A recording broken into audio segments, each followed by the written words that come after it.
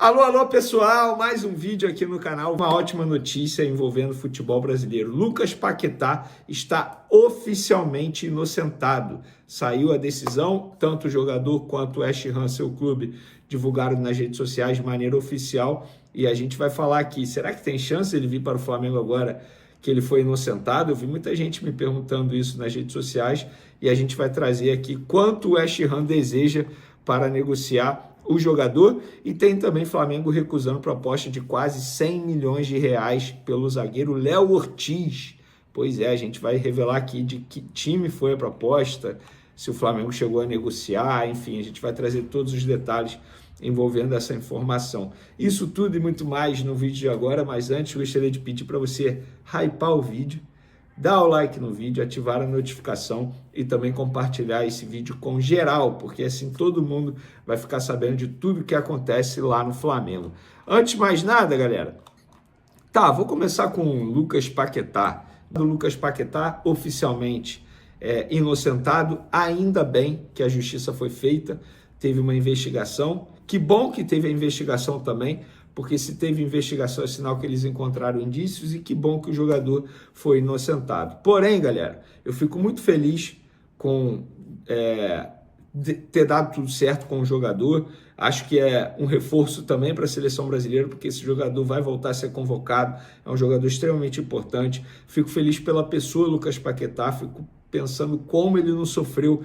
Cara, você trabalhar, viver com um problema desse, a angústia, o lado mental, as noites sem dormir, fora o prejuízo que ele teve. Porque, gente, sejamos francos, esse jogador estava praticamente vendido ao Manchester City. 2 anos atrás ele ia trabalhar com Pep Guardiola, ele ia ter essa oportunidade. E por conta dessa investigação, o Manchester City desistiu. Por conta dessa investigação, esse jogador provavelmente teve danos e deixou de ser convocado para a seleção brasileira em alguns momentos. Provavelmente o rendimento dele caiu bastante também com a camisa do West Ham. Eu lamento esse ponto. Não é só comemorar. Eu acho que o jogador ele também tem que buscar, entre aspas, os seus direitos. E aí não sei como é que a justiça do atleta, os advogados do atleta vão pensar em relação a isso. Mas ainda bem que ele se libertou desse problema, porque, repito, você conviver com um problema desse é algo absurdo. Imagina, cara, quantas noites sem dormir que esse cara não teve. Deve ter sido terrível você conviver com esse problema durante 2 anos. Mas vamos falar agora daqui para frente. Muito torcedor do Flamengo está sonhando com o retorno de Lucas Paquetá por conta disso. Eu vou falar o que eu falei antes mesmo dessa inocência ter sido oficial. Não faz o menor sentido, com a inocência do Lucas Paquetá, o West Ham simplesmente liberar o jogador por 30, 35 milhões de euros.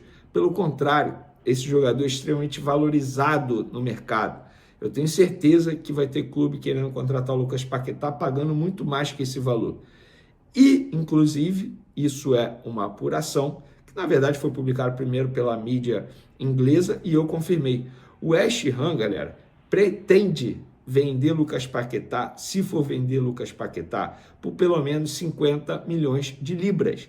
Na ocasião, o Orlando City ia pagar 60 milhões de libras. Gente, 60 milhões de libras hoje dá em torno de, sei lá, 450 milhões de reais.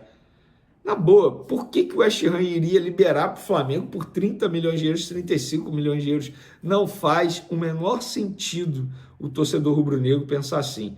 E eu lamento para aqueles que estavam torcendo para ele ser punido, condenado, para ter uma chance maior de jogar no Flamengo. Isso não faz o menor sentido também no lado humano.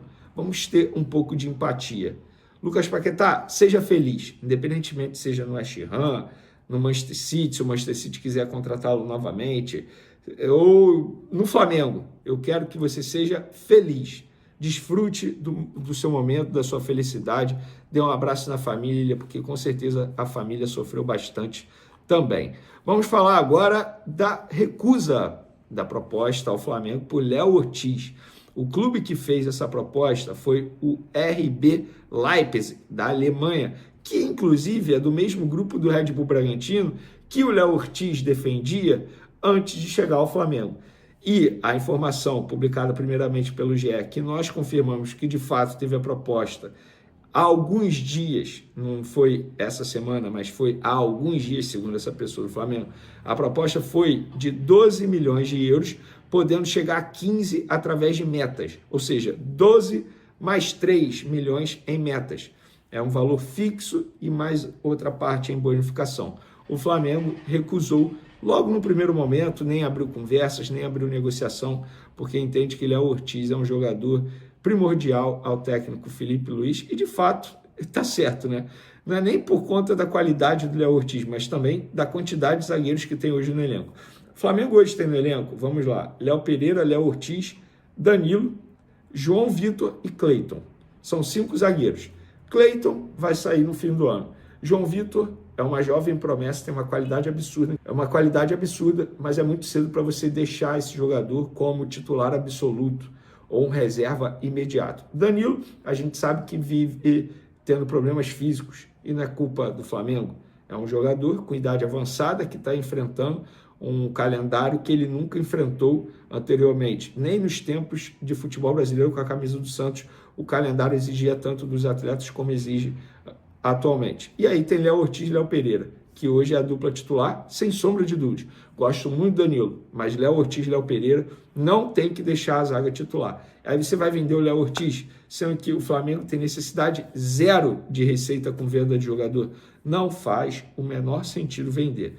Fez certo a diretoria em recusar, e tá certo, independentemente do valor que chegue. E eu penso mesmo sobre o Léo Pereira, tá? Se chegar uma proposta para ele desse valor, eu acho que o Flamengo também tem que recusar, porque hoje é a dupla titular absoluta.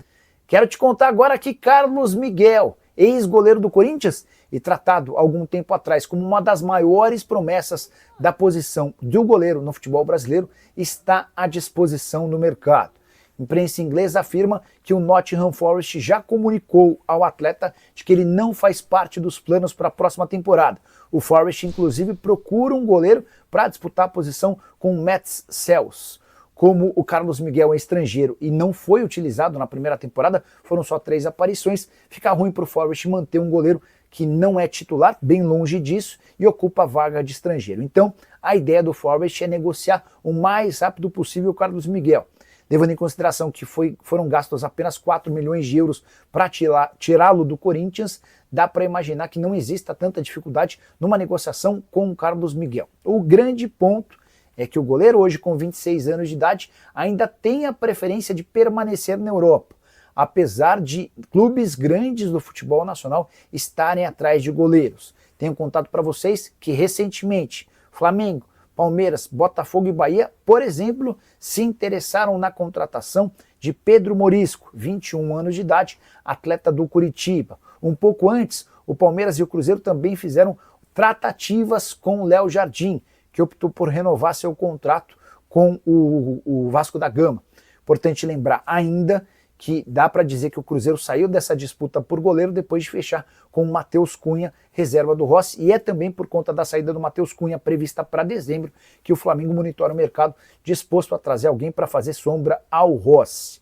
Só para completar, lembrar que o Carlos Miguel, enquanto jogador do Corinthians, viveu grande fase, deixando excelente impressão.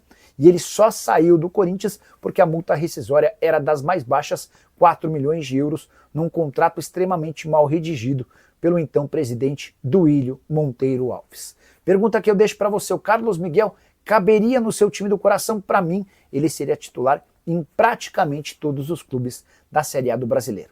Concorda? Discorda? Já use espaço para comentário para registrar sua opinião. Só não esquece de deixar like, se inscrever no canal. A gente se encontra assim que surgir notícia.